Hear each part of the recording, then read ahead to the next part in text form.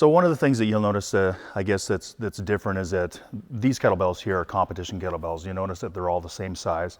All the bell diameter is the same.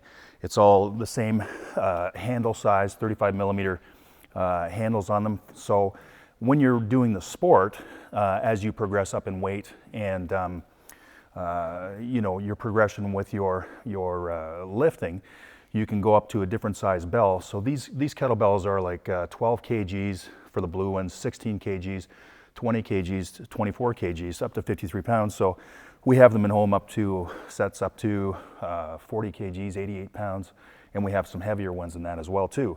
So you notice that when you start to get into utilizing proper technique, that instead of changing bell diameter size and handle size and everything, that your hand fits in the same way in every handle, and your bell diameter is the same, so you can continue with the same technique.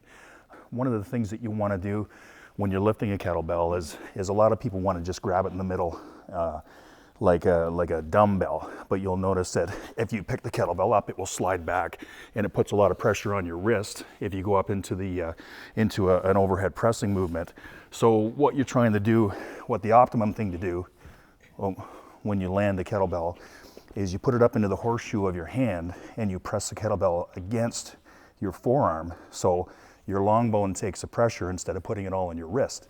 So when you put it up overhand, your hand is relaxed and all the weight is on the long bone, and you're trying to keep all the weight on your skeletal system versus your muscular system. Because once you start to use your muscular system, it starts to break down and you start to fatigue a lot faster.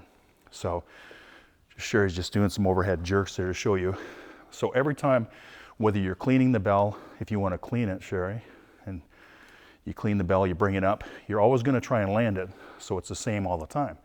So it takes a little bit of technique to get to using it properly. And like we said, if you're using it for fitness, there's different things that you can do that doesn't require as much technique if you're only doing a few reps. But when you get into the sport training, the biggest thing is that you're starting to train for time and reps per minute versus just doing 10 reps at a time.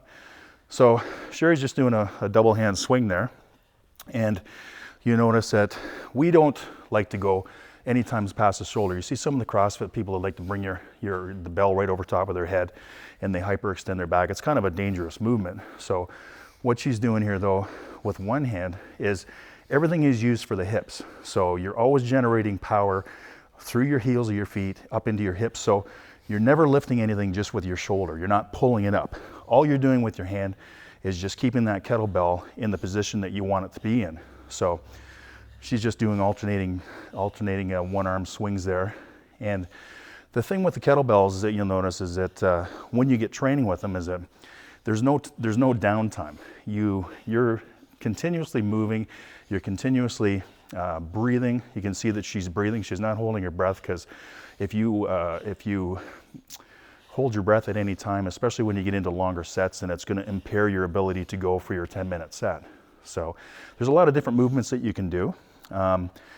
If we want to do sport training, we'll show you, Sherry's going to show you how to do that. The females do the long cycle, and basically you only get one hand change in a 10-minute set. So she would start off with, I usually like to start off with my weaker side, but a long cycle is like a clean and jerk.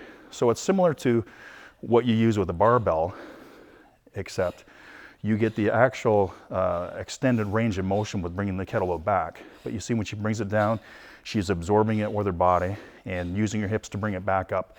And then it's just the jerk movement where she accepts the weight on the way up with her knee bend.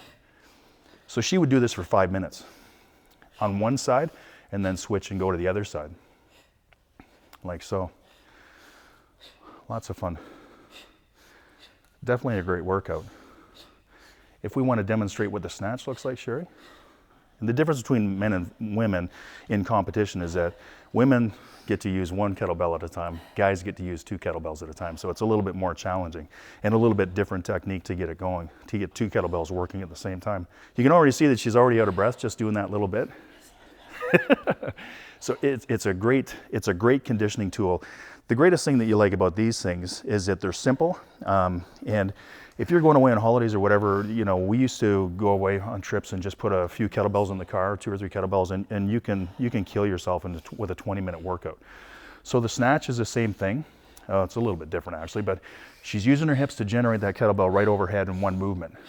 So the difference is here is that you'll see that when the kettlebell's up here, when she drops it down, it weighs a lot more at the bottom.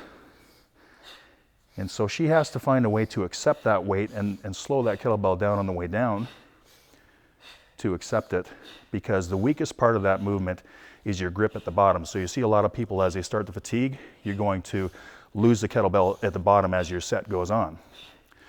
You see in powerlifting, when you do your deadlift, some people will utilize the thumb lock, like the overhand thumb lock. So when you're at the bottom, actually when she's going underneath there, she's doing a finger lock on the kettlebell underneath. But there's a lot of technique to that. You're not trying to bring the kettlebell out, you're actually trying to bring that kettlebell up as close to your body as you can. So you're generating it up, you're throwing it up with your hips. All right, what are you gonna go a little bit heavier? Of course.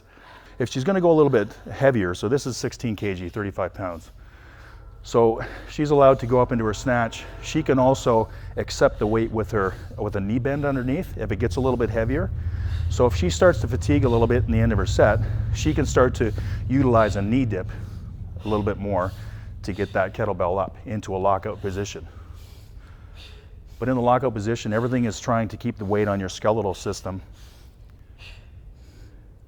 to put the least amount of strain on your body. And you'll see that you can hear that she's breathing. You're always trying to breathe.